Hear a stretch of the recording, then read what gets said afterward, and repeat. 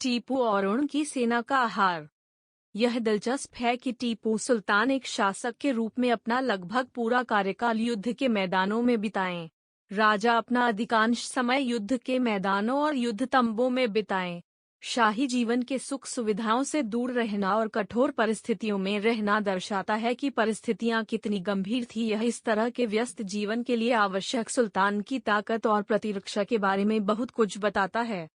एक सुनियोजित संतुलित आहार भोजन अनुशासन ने सुल्तान और उनकी सेना को कम बीमारियों से लड़ने के लिए मजबूत रखा।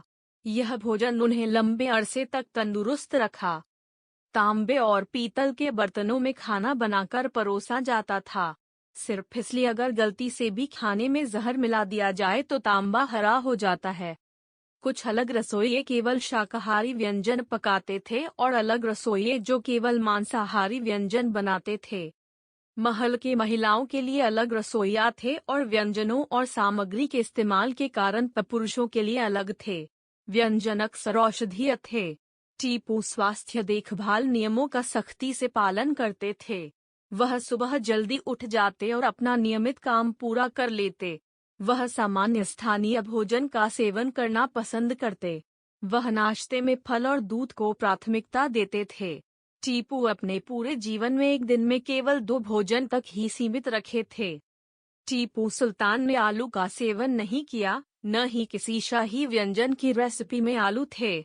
सुल्तान ने बिरयानी, कुल्थी का सालना, कोफ्ता को पसंद किया। उनका चुना हुआ पेय शरबत फिरदौस था। यह शरबत ताजा चंदन के पेस्ट, नारियल पानी और गुलाब की पंखुड़ियों का उपयोग करके बनाया गया था। सेना को उनकी शारीरिक गतिविधियों के अनुसार आहार दिया जाता था। हैरानी की बात यह है कि खुद सुल्तान को चिकित्सा का अच्छा ज्ञान था। उन्होंने सेना के भोजन के लिए दिशा निर्देश निर्धारित किए। कुछ गोश्त के सलानों को जड़ी बूटियों के साथ पकाया जाता था जो स्वास्थ्य रक्षक के रूप में काम करती थीं। कबाब में प्राकृतिक जड़ी बूटियों का इस्तेमाल किया जाता था। यह शरीर में फ्री रेडिकल्स से लड़ने वाले एंटीऑक्सीडेंट के रूप में काम करती थी। फलों पर आधारित व्यंजन स्वास्थ्यवर्धक के रूप में परोसे जाते थे। गुलाब की पंखुड़ियों वाला चंदन और नारियल पानी का शरबत न सिर्फ शरीर को ठंडक पहुंचाता है बल्कि इम्यून सिस्टम को बेहतर बनाने का भी काम करता है।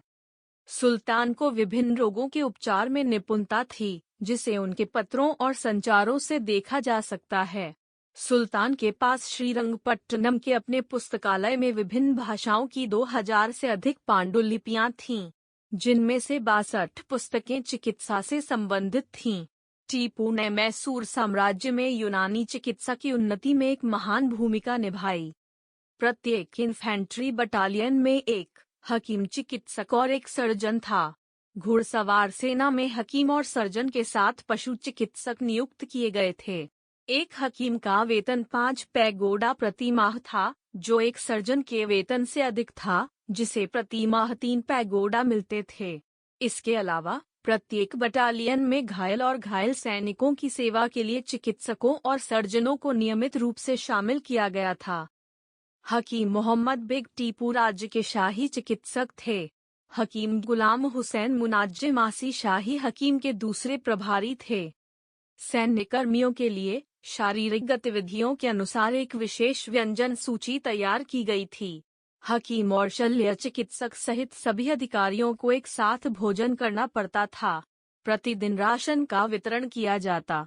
नौसैनिकों और बंदूकधारियों के राशन और आहार मात्रा में भिन्न थे, विशेषकर मांस। टीपू सुल्तान अपने अधिकारियों और सैनिकों का पूरा ख्याल रखते थे। अगर आपको यह एपिसोड दिलचस्प लगे तो कृपया लाइक और सब्सक्राइब करें। भारतीय इतिहास के भूले हुए और अनकहे पलों के बारे में अधिक जानने के लिए कृपया इस चैनल को सब्सक्राइब करें।